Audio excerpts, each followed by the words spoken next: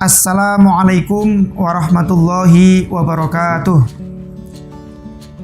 Bapak Ibu peserta BIMTEK yang saya hormati, pada kesempatan yang berbahagia ini saya akan menjelaskan tentang filosofi, tujuan, dan hasil yang ingin dicapai melalui proyek ini. REP MEGR ini singkatan dari Realizing Education's Promise Madrasah Education Quality Reform. Ini ada filosofinya. Realizing Education's Promise itu kan mewujudkan janji pendidikan. Yang menjadi pertanyaan adalah janji pendidikannya apa? Janji pendidikannya adalah untuk memastikan seluruh peserta didik, seluruh siswa itu betul-betul belajar. Jangan sampai anak-anak kita, peserta didik kita itu pergi ke sekolah setiap hari, tapi sebenarnya mereka itu tidak belajar. They go to school every day, but they don't learn anything. Ini sebuah kekhawatiran global saya kira.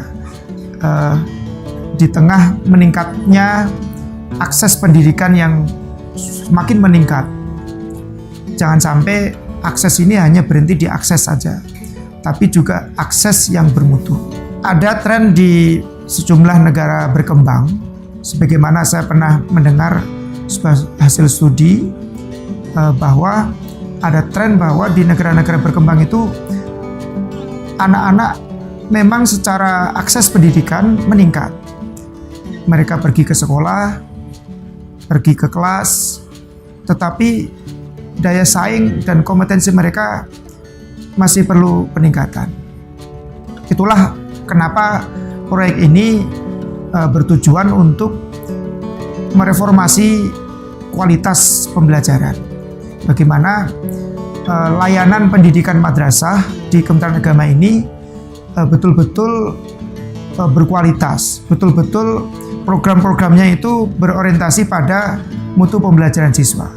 Proyek ini betul-betul ingin memastikan setiap rupiah yang kita belanjakan melalui proyek ini itu betul-betul punya dampak terhadap output sekaligus juga outcome atau result, yaitu bagaimana setiap kegiatan yang kita lakukan melalui proyek ini punya dampak terhadap bagaimana meningkatkan mutu pembelajaran siswa. Ada 4 komponen proyek yang ingin dilaksanakan melalui proyek ini.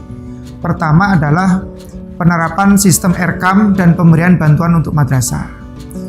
RKAM ini perlu kami jelaskan. RKAM ini singkatan dari Rencana Kerja dan Anggaran Madrasah Berbasis Elektronik. Ini merupakan sebuah platform yang dapat digunakan oleh kita semua di Kementerian Agama, baik dari pusat, provinsi, kabupaten kota, dan juga di level madrasah untuk memonitor kualitas belanja dana bos mereka. Dan platform RKAM ini tidak hanya digunakan untuk perencanaan dan penganggaran saja, tetapi platform ini juga digunakan untuk penatausahaan dan juga pelaporan anggaran bos madrasah. Melalui aplikasi RKAM ini, nanti kita akan tahu peta kebutuhan madrasah dalam rangka memenuhi standar nasional pendidikan. Madrasah kita ajak bermimpi membuat sebuah program-program yang berkualitas. Kami tidak hanya mengajak madrasah untuk bermimpi saja, bermimpi membuat program, sementara besaran dana yang mereka terima melalui dana bos juga terbatas. Tentu omong kosong, mereka tidak bisa memenuhi daftar mimpi tadi. Nah, karenanya melalui proyek ini kami juga akan memberikan apa yang kami namakan bantuan kinerja dan bantuan afirmasi. Bantuan kinerja ini diprioritaskan kepada madrasah-madrasah yang mempunyai achievement yang tinggi. Kenapa kita tidak menggunakan performance? Karena kalau performance itu nanti bantuan kinerja akan jatuh kepada madrasah yang sudah bagus-bagus. yang saat ini sudah existing sudah bagus. Justru kita ingin mendorong madrasah-madrasah yang di level menengah dengan adanya nanti bantuan kinerja ini diharapkan mereka itu bisa dengan adanya RKAM ini mereka dilatih untuk membelanjakan dana BOS secara sistematis, secara efisien, secara terukur. Ini ada dampak kualitas apa tidak? Nah, inilah yang nanti akan kita lihat.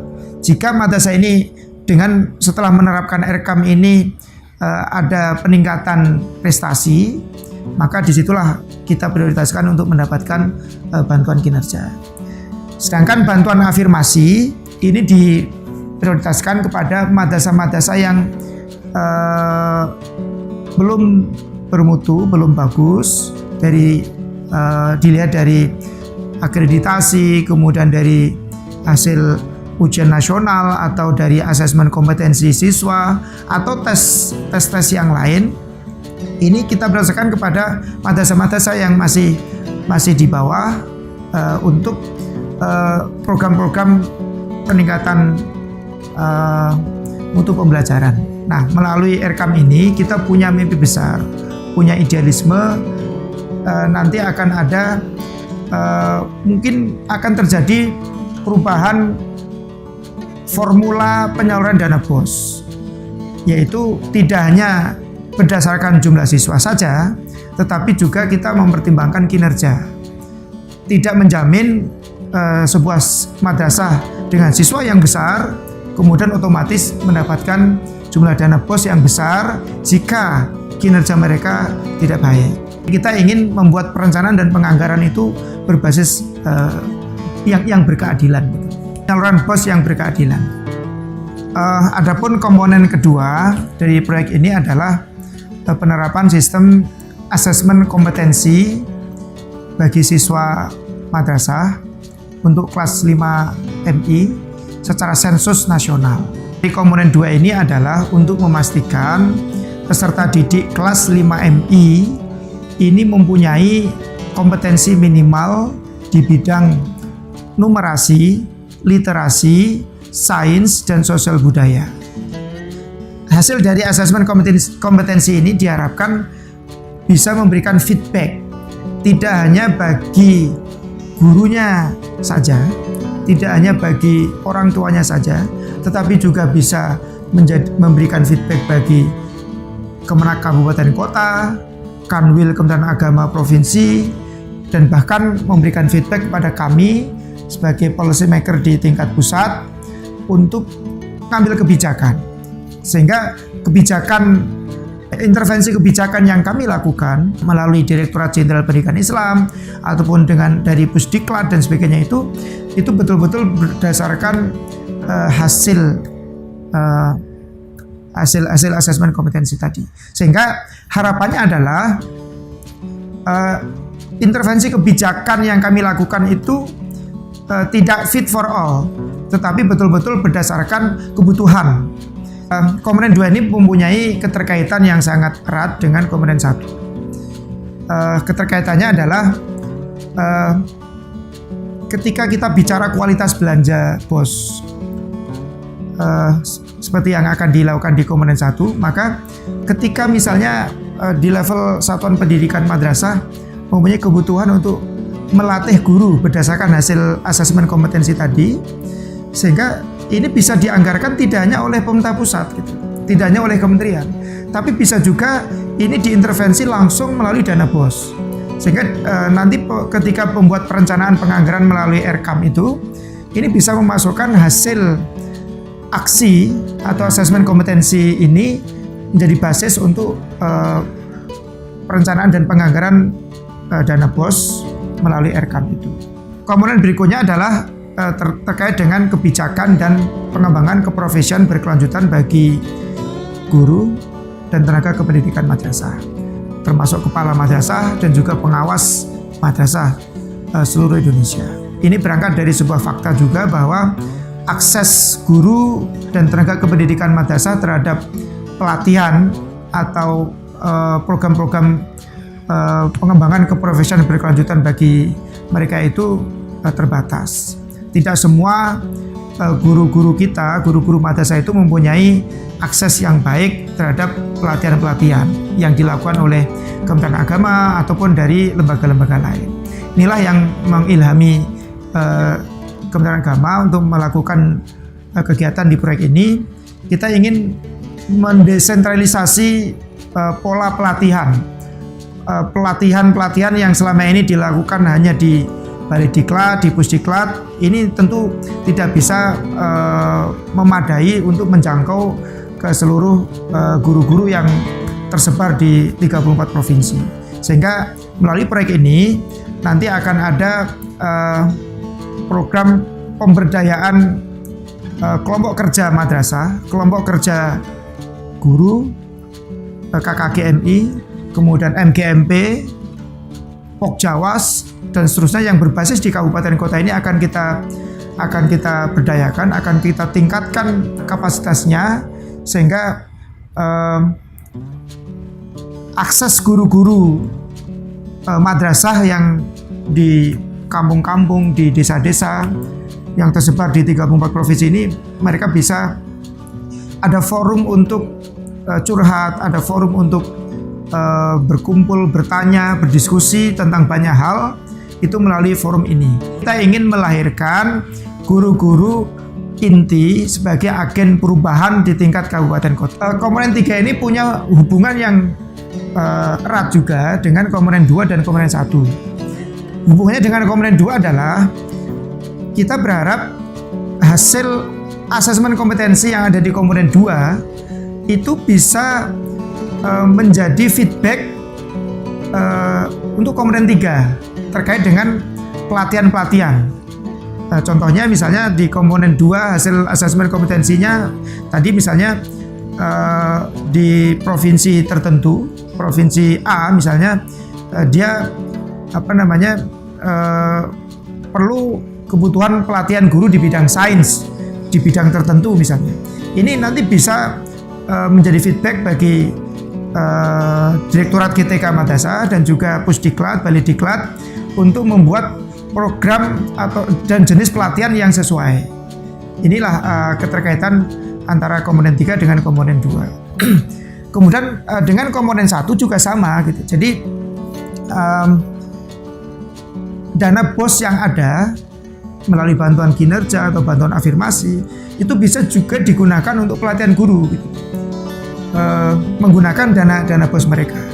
Jadi ini berarti kita ingin menggerakkan, kita ingin membangun sebuah gerakan bahwa untuk mewujudkan janji pendidikan madrasah yang berkualitas itu tidak hanya mengandalkan pelatihan yang dilakukan oleh pusat melalui Pusdiklat, melalui Balai Diklat, melalui Direktorat GTK atau melalui Direktorat SKK saja, tetapi ini menjadi gerakan bersama. Jadi madrasah sendiri pun itu pada level-level tertentu juga bisa menggunakan dana BOS mereka untuk menyelenggarakan pelatihan guru misalnya sesuai dengan kemampuan mereka. Komponen 4 dari proyek ini adalah terkait dengan pengembangan sistem untuk mendukung kualitas. Sebenarnya titik tekan dari komponen 4 ini lebih ke pengembangan sistem pendataan pendidikan Islam melalui EMIS. Kenapa ini penting? Ini berangkat dari sebuah idealisme bahwa sebuah kebijakan yang baik, sebuah kebijakan yang efektif itu harus berdasarkan basis data yang baik. Kenapa demikian? Karena dengan berbasis data yang baik, perumusan kebijakan itu bisa lebih tepat sasaran, akuntabel, dan juga lebih efektif.